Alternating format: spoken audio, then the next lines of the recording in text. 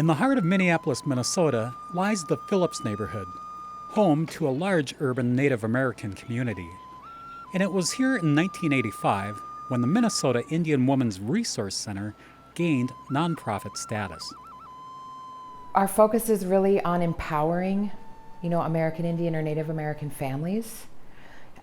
In the beginning, it was very focused on women because there weren't any services really that focused just on females. But now we've really expanded our services to address the American Indian women and their families component. So I look at what we do as healing. We try to address the needs of the people as they come in and try to figure out how we can best help. But all of our programming is grounded in culture. So when I go out into kind of the greater area and talk about our agency, I usually sum it up by saying our agency provides healing of the effects of colonization on our people. It started 31 years ago, and because of the need that 31 years ago, right, we're in the 80s, mid-80s, so the Indian Child Welfare Act has been passed, is not quite a decade old, so more service providers are working with families. There aren't as many Native-based service providers, and so a huge need as far as how do these providers work with the community sprung up. So this building has a lot of history of care and nurturing, and you can feel that. The Native American population in the Minneapolis-St. Paul area is an estimated 35,000 men, women, and children. Annually, the Resource Center provides services to well over 2,000 individuals through one or more of its 14 direct service programs. We have a holistic approach to healing because there are so many needs in the community. But in this building, the top 2 floors, we actually have 13 units of Section 8 housing, and it's family specific. So we house some female-led, some grandparent-led, some male-led homes, but they all have children, ranging from really little to teenagers. So when you first walked in, to the left was Nokomis and Dodd, which is grandmother's house, right? And that is our co-occurring CD mental health program. And we do it in partnership with the Fond du Lac Band of Lake Superior, Chippewa. And it's an 18-month program. So it's a long-term program. Its biggest deficiency is the housing component because it's not inpatient and we don't have a residential component to it at this point. The mental health is a component of it as well. And so there's individual and group therapy, and not just with Nokomis, but throughout the agency. We have a domestic violence case manager here through a grant with Indian Health Services.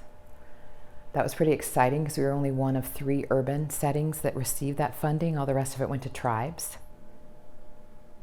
Programming we have, Nokomis, because of licensing, can only have an average of, I believe 16 or 18 at a time, but not all stay, right? So there's probably close to 30 in that program in a year. I'm less concerned with numbers because some programs get so obsessed with how many they're serving, they really don't do a good job with any one. So for us, it really comes down to each person that walks in the door. How are we meeting them at where they're at and their needs, and helping to empower them so that they don't need these services anymore? And then that's a huge success. As a nonprofit agency, the Resource Center receives its funding from a variety of sources: federal, state, city, and tribal, even private individuals. We have some private donations, but that's definitely an area of development. And for tribal funding, there hasn't been enough money in Indian country, long enough for people to be confident that it's not going to be gone soon. And so philanthropy in Native American communities is something that's really building now, and I think we're at a point where it's going to get more aggressive. But historically, that's been a low area. The agency can't do anything about ending homelessness in the cities, right? I wish I could build houses, but no one will give me money to do that, right? I wish I could do something about, making the opiate problem just go away. So maybe we can't address those social determinant things, you know, the homelessness, the job scarcity, but we can build a strong sense of self within the family that come here, so that when they're out there, they're stronger because they know who they are and they're proud. And we are guided by the community. I'm constantly checking myself to make sure that I'm not just doing things because I think it's best, because that's not the way it works. Come see our community, come participate, learn about the history in the state. You know, see why an agency like mine was necessary and why we continue to be necessary.